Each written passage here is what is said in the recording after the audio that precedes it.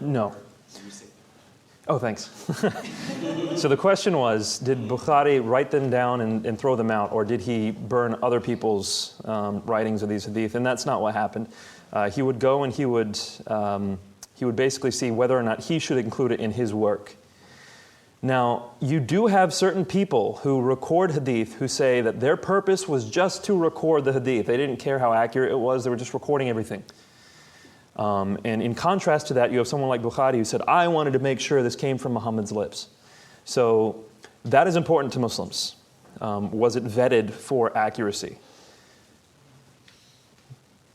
But the vast majority of these, I think, and I can't be certain, there's a degree of speculation here, but the vast majority of hadith, I haven't included anything past Sunan Abu Dawud, but I think a lot of these books, they were trying to record accurate hadith. They weren't just trying to record everything.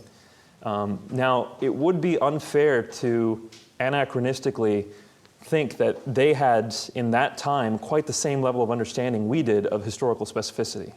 They didn't. That's why you understand the oral chain of transmission really mattered to them.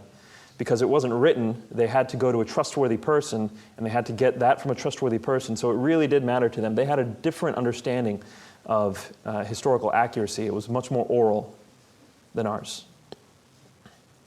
Could I just follow up really quick? So does that mean that potentially we've lost a lot of the hadiths that were in circulation in the oral tradition? Oh, there's no question. We've lost a lot. Have we lost, thank you. Have we lost the other hadith that were out there? And yeah, we've probably lost a lot, but the question is, were those of any value or not? They would definitely be helpful to understand the hadith that were circulating at that time. What was the mindset of Muslims at that time? They would be helpful for that purpose. But for our purposes, which is Muhammad, we're not as interested in later Islam, where we, as looking into this from an apologetic lens, are more interested in Muhammad. I don't know if the ones that we've lost mattered at all.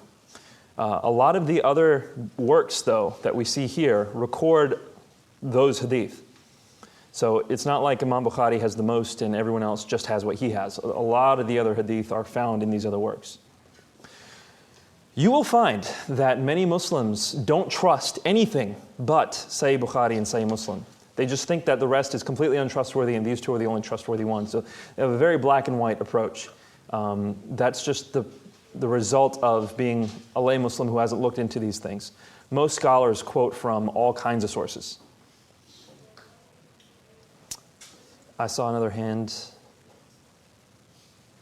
Okay. Now, the next one on the list is Sunan Abu Dawud. If you recall from yesterday, a Sahih is considered something that's been vetted for accuracy. A Sunan collection is a collection that focuses specifically on the actions of Muhammad. Not so much his saying, but his actions, what he did.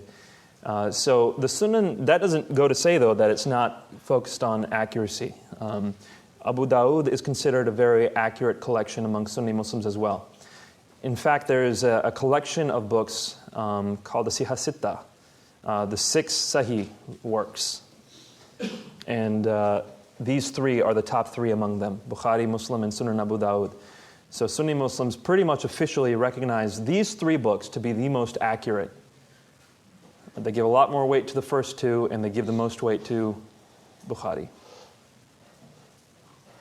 Which 3 are they there? Bukhari, Muslim, and Abu Dawud. Sunan Abu Dawud. One last one I included here was the Tarikh of Tabari. It's very interesting. I think Tabari was a cool guy. What he did was he sat down and he wrote a history of the world. So 9 volumes, starting from the creation of the world up until his day. So it goes straight till 915 AD. And part of that is Muhammad's life. So you've got not just Muhammad's life, but everything, according to Tabari, in his works. And his works are generally well respected, even though it's much later than the rest. His works are generally well respected amongst Muslims. Not nearly as well respected as the books of Hadith, but still well respected. Far more well respected than Ibn Ishaq I've seen. So these are the sources we're working with.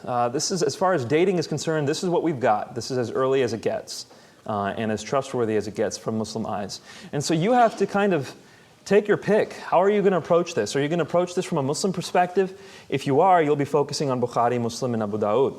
Are you going to look at it from a historical perspective? If you are, you're probably going to focus on Sirat Rasulullah and perhaps the Muwatta and Kitab al-Maghazi. It's important to know what you're using and why you're using it and how Muslims see it if you're going to be doing this for an apologetic purpose. Any questions? You said the top three are historical and the three S's are what? Okay. So the one up top is the earliest biography, which is what Sira means. Got that. The second one, Muwatta, that is a collection of hadith, but specifically focused on jurisprudence. These two, Kitab al-Maghazi and the Tabakat, those are both Siras as well. They're both biographies. These three are focused on hadith. These are all collections of Muhammad's sayings and actions, especially Sunan Abu Dawud, that's mostly actions. This is considered the most trustworthy amongst Muslims. This is considered the next most trustworthy. But we should keep in mind that Imam Muslim was Imam Bukhari's student. So this is derivative of this. And this last one is The History of the World by Tabari. Ooh, other questions I saw? Yep. Is there any reason, other than they just don't like the content, why they throw out Ibn Shah? Because I've heard that a lot, where they're like, they just discredit it, even in like some of the debates people. The reason that they'll give, thanks. The question was, is there a reason why Ibn Ishaq is thrown out by a lot of Muslims? And the reason why is because they often just juxtapose it with Bukhari, where Bukhari did go through and specifically said, I am going to make sure everything we have in here is accurate and authentic. Ibn Ishaq didn't say that per se. And they'll often impugn the work by saying that he was including everything. I don't think that's accurate. I think he was trying to include an accurate picture. But the main reason I have seen, and the way I've seen it is this. Often when talking to Muslims, I'll say, here's Ibn Ishaq, it's the earliest Sirah, do you think it would be accurate? Yeah, sure, why not? It's the earliest Sirah, it's written by a Muslim, makes sense. Then they read it, and then they come back and they say, no, it's not accurate. And that, to me, the reason why is because it conflicts with their understanding of Muhammad's life. Where does their understanding of Muhammad's life come from? Modern biographies, their imams, their parents. So, yeah, it's anecdotal. Don't take that for apodictic. But I think the reason why is because they don't like what it says.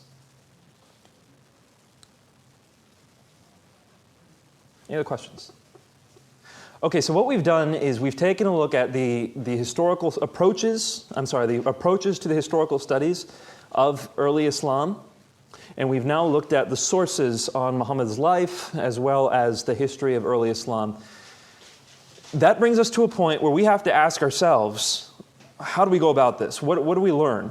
How do we move forward from here?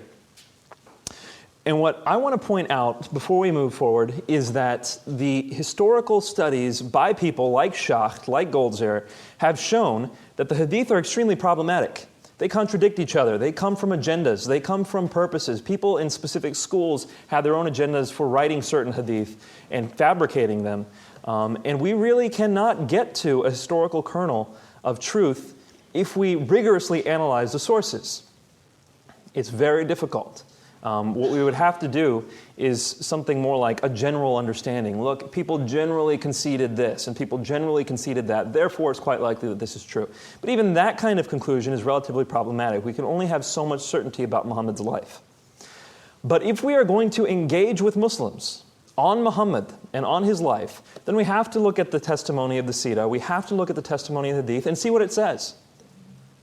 So at this point, we're going to kind of break, not temporarily, we're going to break what we've just looked at. We have basically concluded we don't know how trustworthy any of this is. That's what we've realized. But we're going to move forward for a little while and say, let's just assume it is trustworthy. What do they say? Okay? Does everyone understand? So we're moving forward saying, okay, let's just say this stuff is trustworthy. What do they say? So what is the testimony of Hadith and Sirah? Now, we've talked about some of this yesterday. We're going to go back over it now. The testimony of Hadith and Sirah regarding Muhammad's life is that he was orphaned soon after his birth. And we know that, again, His father died before he was born. His mother died shortly thereafter when he was 6. His grandfather died when he was 8, and he was given over to the possession of his uncle. I'm going fast because we talked about this yesterday. He was born during a time of war between the Romans and the Persians, and that colors some of the ayat in the Quran. I'm sorry, the word ayat means verses. So if you hear the word ayah, that means a verse of the Quran. Specifically, the word means signs, by the way. So each verse of the Quran is meant as a sign for people. Anyhow, a lot of the ayat of the Quran are colored by the war between the Romans and the Persians. Muhammad was considered al-Amin or al-Sadiq, the trustworthy. He was considered to be an upstanding citizen amongst the pagans in Mecca up until the time of his prophethood. This is what the Sirah and the Hadith say. During this time, he was a merchant in his early years. He traveled a lot. He sold. He traded. He developed an understanding of commerce.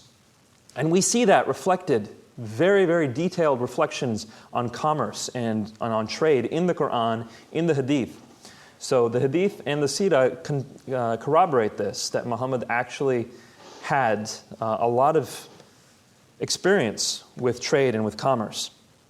At the time, when he was 25 years old, he was working as a merchant. There was a rich widow in the city. Her name was Khadija. She was 40 years old when he was 25. And she offered herself in marriage to him. And Muhammad said yes, and he married Khadija. So his first wife was 15 years his elder, and she was a wealthy widow who, according to the Islamic sources, who respected the way Muhammad treated his goods. In other words, Muhammad was a good steward over the goods he was selling, and so she respected that, and she wanted to marry him, and she offered herself in marriage, and he accepted. We'll skip the Night of Power for now. Had she been previously married? Khadija, yes, she was a widow. Yeah. So he asked, had she been previously married? And yes, she was a widow. How many times? I don't know the answer to that. I've read 4. You read 4? She's not a gold digger. How many times? I don't know. Yeah, that's the first for me. I have never looked into that. Good, that's a good question. Okay, thanks. So here's the testimony of the Hadith. During Muhammad's preaching in Mecca, we remember the first 3 years was the Fatrat Wahi. He did not preach the first 3 years. So from 610 to 613 AD, Muhammad did not preach publicly. He just preached to family and friends. After that, he started preaching publicly, and it's said that there was persecution, the persecution of Muhammad and his people. You'll remember during his public ministry, Muhammad had approximately 40 followers convert. I don't know how accurate that number is. That's just a number from one source. I've counted other sources which will say up to 100, but it's not, an order of 10 or something disparate. It's, about that much. Somewhere around 100 people followed him during his public ministry in Mecca. At this time, the persecutions that were happening are interesting. There were martyrs. How many martyrs were there? It's hard to tell. Probably around 3 or 4. How many people were persecuted in toto? Probably around 15, as far as physical persecution. What happened to Muhammad in this time? Well, at one point, a man by the name of Uqba grabbed Muhammad, and he kind of shook him and kind of squeezed his throat. He throttled him, is what it says. That was one thing that happened to Muhammad. Another thing that happened to Muhammad was while he was praying, apparently people came and they put intestines, camel intestines on him, so that he couldn't get up while he was praying. That about sums up the physical persecution that Muhammad faced. You will see a lot of Muslims playing that up. They'll say, man, Muhammad was under all kinds of physical persecution and they were horrible and they tortured and blah. Not really. That was about it. There was another time when he went to Taif where it said that the people there persecuted him as well, but they weren't Meccans. We're talking about the Meccan persecution here. It wasn't that much when you look at the sources, but often, especially in polemics, you'll see that played up. There were martyrs, though. There were martyrs, but the people who were martyred were not Muhammad. They weren't protected like Muhammad was. Muhammad, remember from yesterday, his uncle was in charge of his family, and he had placed protection over Muhammad. So Muhammad was protected until his uncle's death. So during this time of persecution, Muhammad started to look for other places to live. That's why he went to Taif. But he ultimately ended up going to Yathrib, which became Medina, according to the sources. And as we mentioned yesterday, that's when he became a lawgiver and judge over Medina. This is when the battle started happening. Less than a year into Muhammad's stay there, he started launching raids against caravans. Again, you can read that in the book Kitab al-Maghazi by al-Waqidi. You can find that in works by Ibn Kathir, for example, in Ghazwat-e-Rasul. That's available online. It's called Battles of the Prophet. Battles of the Prophet. That's for free online. Very insightful stuff. And of course, you can read these from Ibn Ishaq as well. All kinds of sources you can read about this. Essentially, what Muhammad started doing, according to the sources, was he started launching raids on caravans. The most egregious raid was the Nakhla raid. Now, the Nakhla raid, N-A-K-H-L-A, Nakhla raid. The Nakhla raid was very interesting because what Muhammad did was he sent a group of Muslims out into a point in the desert. He said, go out to this place, and when you get there, open up this letter. So they didn't even know what they were going out there for. They were told to go, and they had this letter. When they opened the letter, it said that they were to engage a certain caravan that was going to pass through the area.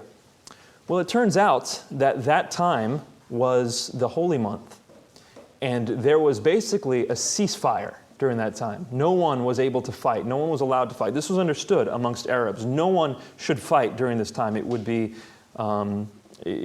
blasphemous, essentially, to fight during that time. Yet Muhammad has sent his soldiers out there with this letter, so they weren't able to ask him. They weren't able to question it by the time they got out there. They were already out there. And so when the caravan came by, they dressed up, I believe, they dressed up as pilgrims. And they came close to the caravan, and then the caravan was lightly defended because it was the holy month. And it was a massive caravan, lots of goods.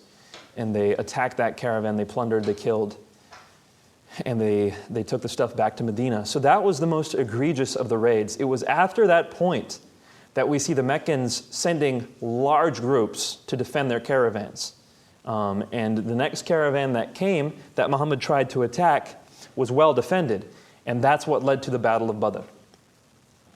If you're going to ask for any of the sources on this, again, those same books that I mentioned earlier, go to Kitab al-Maghazi, go to Sirat Rasulullah, go to Ghazwat-e-Rasul. You will find this information in those books. So the first major battle amongst Muslims occurred on account of the Nakhla raid. This is found in the Islamic sources. Now, Muslims, lay Muslims today don't know that. Here's how they see it. They see it as the Meccans were furious at Muhammad. They wanted to kill him. And so when he went to Medina, they still wanted to kill him. So they came out and tried to attack the Medinans. That doesn't really bear out in scrutiny of the sources because the Medinans just wanted to get rid of Muhammad. That's all they really wanted. And when Muhammad was gone, it doesn't make sense that they would chase him. They had no purpose in chasing him. They had all his stuff. He was gone. He wasn't causing problems anymore. In fact, according to the sources, we read in Sirat Rasulullah that Muhammad was the one who first threatened slaughter for the Meccans. So the Islamic sources here, when we look at the Sirah, when we look at Hadith, is very difficult for Islamic polemics. We see that Muhammad was the one who is really perpetrating some of the hostilities here. After the Battle of Badr, you had the Battle of Uhud. Again, this was the battle that was lost by the Muslims. Here, Muhammad was physically injured. I believe he lost some of his teeth in this battle. Some of his close companions were killed in this battle. It's one that Muslims are not proud of. Essentially what happened, according to the Islamic sources, what happened was midway through the battle, some Muslims left their post. There was a hill that they were defending, and the Muslims who were guarding that hill left the post. Some Muslims say that they left because they thought the battle was over. Other sources don't indicate that. Regardless, one way or another, we see that the Muslims left their post, and the opposing general saw the opening. He attacked through there. He basically flanked the Muslims, and chaos broke loose. It wasn't until the Meccans thought Muhammad was dead. He had been injured. He had been knocked out. They thought he was dead. That's when the battle ended. Turned out he wasn't dead. But as you can see, that was a difficult battle for the Muslims. Then came the Battle of the Trench. By this time, within a matter of a few years, 2 of the 3 Jewish tribes from Medina have been exiled. The first tribe was exiled, then the second. They weren't exiled together. And here, the Battle of the Trench was what led to the third exile. The third tribe being executed, and we'll talk about that shortly. After that, we have the conquest of Mecca. We talked about that yesterday. So this is the history of Muhammad's life according to the Hadith and the Seerah. There's a lot more details, a lot, but we really can't get into that today if we want to cover some of the other issues at hand. Yes? You said yesterday that one of the guaranteed ways into heaven was if you died in a battle. Is it one of these ones? So the question was, yesterday I'd said that there were certain ways to be guaranteed admission into heaven. And one of those is having taken place in the Battle of Badr. So the first battle. Also dying in any battle, dying in any jihad is considered a way to be sure to get into heaven. So anyone who died in any of these battles, according to Muslims, they went to heaven. Sir? Did you mean to say something about the night of power on the second to last stage? I decided against it. I don't need to repeat that one. Yeah. I'm not recalling what Sira is. Sira means biography. So Sirat Rasulullah from Ibn Ishaq, that means biography of the Messenger of Allah. And Rasul is a title for all prophets, but usually when they say Rasulullah, they generally mean Muhammad. I saw another question. Okay.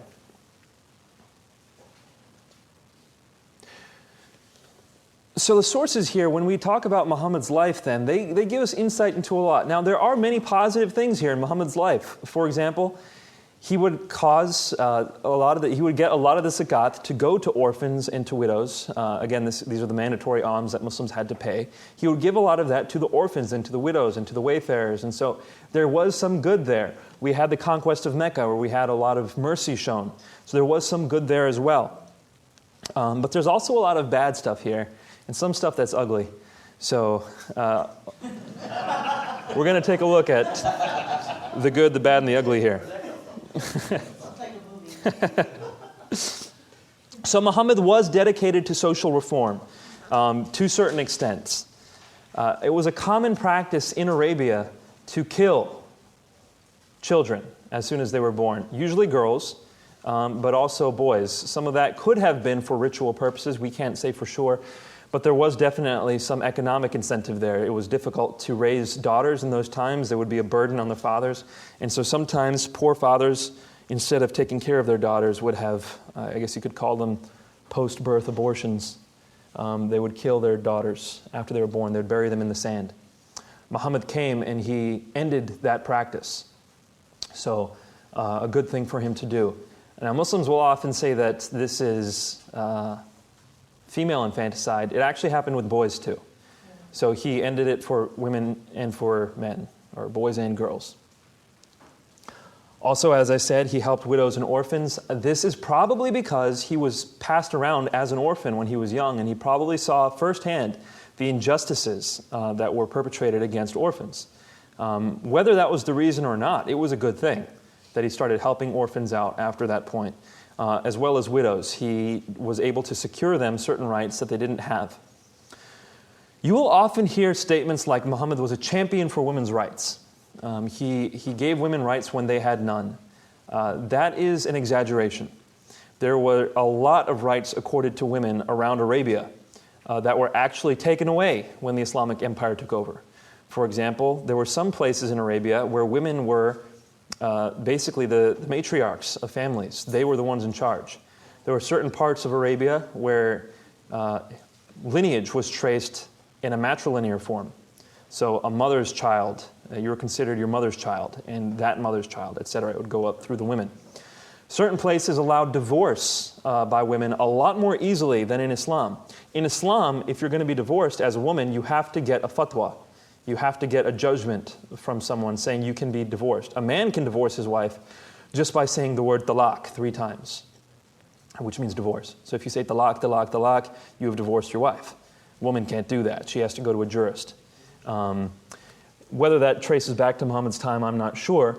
But what we can know is that Muhammad did not allow women to divorce men as easily as they were able before Islam. Before Islam, certain parts of Arabian society, all a woman had to do to divorce her husband was while he was at work, out in the field, she could pick up her tent and turn it around. Not a good welcome home sign.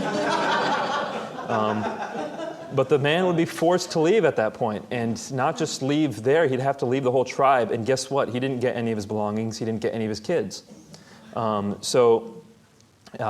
we say categorically that Islam gave women rights they did not have? No, we can't say that. Did they give some women rights they didn't have? Sure. And were some rights accorded that didn't exist before that? Yeah. But can we say categorically that it was no? And in fact, it's a distortion probably to say that he accorded more rights. I'm not sure that's the case. By the way, all that information was attained from Hoyland's Arabia and the Arabs. Sir? Just answer my question. Okay. Yes? Doesn't the existence of Khadijah as a wealthy widow that had her own, that shows that prior to Islam there were women that had life. Exactly. Even in Mecca itself, there were women who had finances. The extent of the claims by Muslim polemicists often differ. What exactly was allowed, what wasn't. Some might argue that she wasn't able to pass on that money as she wanted to until Muhammad came. I'm not sure how accurate that is. So what we can know, though, is that there were some societies in Arabia which, after Muhammad, were taken over by Muslims, where those women had less rights than they had before. That said, he did accord certain rights to women and to orphans, and he codified them through the Quran. So in doing that, he did make sure that women had some rights and some privileges. They were also given weight of testimony. Before Islam, it's not uniform in Arabia how women's testimony was received. After Islam, women's testimony was worth something. It was worth half that of a man, but it was still worth something. And even to this day, it's worth half that of a man. If a man sees a crime happen and a woman sees it, the woman's testimony, if she differs from the man, won't overturn the man's testimony. You have to have two. And it's told why in the Islamic sources. Women are said to have half the intellect of men. And so if one woman forgets, the other woman will remember, and that will be worth the testimony of one man. Regardless, they did get testimony. And so there were some good things here. Another good thing is that Muhammad ended polytheism. That is good. I think a priori, monotheism is better than polytheism. So he ended polytheism. And Muhammad was certainly courageous. That moral character of courage he portrayed. According to the sources, he would not back down. One of the sources said that the Meccan chiefs, before he went to Medina, the Meccan chiefs came up to him and said, "What will it take for you to stop preaching Islam?" And Muhammad's response was, "I don't care if you gave me the sun and the moon, I'm going to preach this one God." That's courageous. That's bold. So that's a good thing. And sometimes we know, such as at the conquest of Mecca, he showed great mercy. So there is good here. And if we paint Muhammad as entirely demonic or a totally evil man, we are not only probably going to lose the people we're trying to witness to, we're also losing the backing of history, if we consider the Hadith and Sirah to be trustworthy. But we have the bad as well to balance that out with. Are you guys doing all right? Did you need a break? You're good? All right, we'll keep going for a little bit more. There were assassinations that Muhammad ordered, and not just a few. There were quite a few assassinations that Muhammad ordered, and some of these are more egregious than others. The assassination of Abu Afaq and Asma, we can read from Ibn Ishaq. Sorry for the busyness of the slide, but here we go. Abu Afaq was one of the Ubaydah clan. He showed his disaffection when the apostle killed Al-Harith and said, so here's Abu Afaq, here's what he says when Muhammad killed somebody he knew. Afaq said, "Long have I lived, but never have I seen an assembly or collection of people more faithful to their undertaking and their allies when called upon than the sons of Qaila when they assembled, men who overthrew mountains and never submitted." So he's basically writing a eulogy. "A writer who came to them split them in two, saying, 'Permitted, forbidden, of all sorts of things.'" He's talking about Muhammad there. "Had you believed in glory or kingship, you would have followed Tuba." So basically he says to Muhammad, or to whoever's reading this, had you believed in glory or kingship, you would have followed somebody else. And he's lamenting the death of these folk. Muhammad hears this, and his response is, "Who will deal with this rascal for me?" Whereupon Salim bin Umair, brother of that guy, went forth and killed him. So Muhammad ordered the assassination of a man who all he did was lamented the death of someone he knew. Now, interestingly, a woman by the name of Asma bint Marwan lamented the death of Abu Afaq. She lamented the death of this man, and she wrote a poem.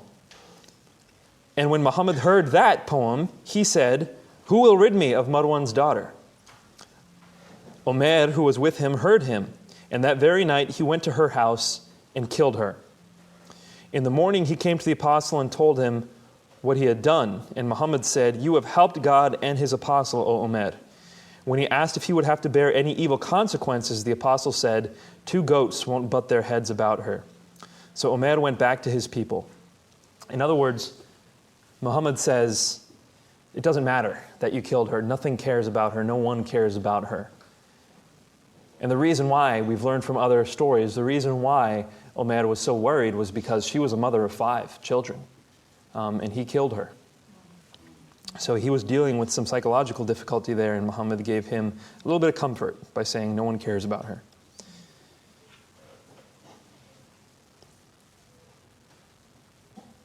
We also find one in Sahih al-Bukhari. This is about Ka'ab bin al-Ashraf. Allah's apostle said, "Who is willing to kill Ka'ab bin al-Ashraf, who has hurt Allah and his apostle?" Thereupon Muhammad bin Maslama said, "O Allah's apostle, would you like that I kill him?" The Prophet said, "Yes." Muhammad bin Maslama said, "Then allow me to lie in order to deceive Ka'ab." The Prophet said, "You may." The story is very interesting. At this point, this other Muhammad goes to Ka'ab bin al-Ashraf's house, and he basically pretends to get a loan from him.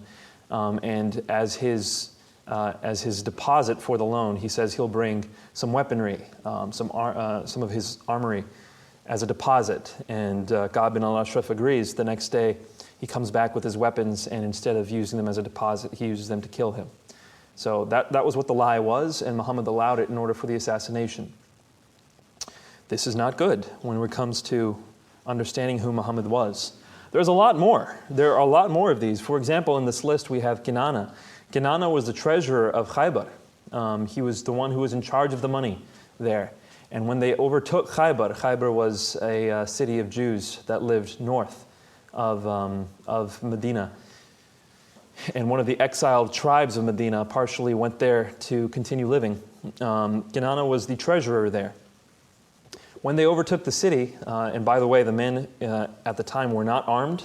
They were just farming in their fields when the Muslims came and attacked and killed up to 90 people from that city.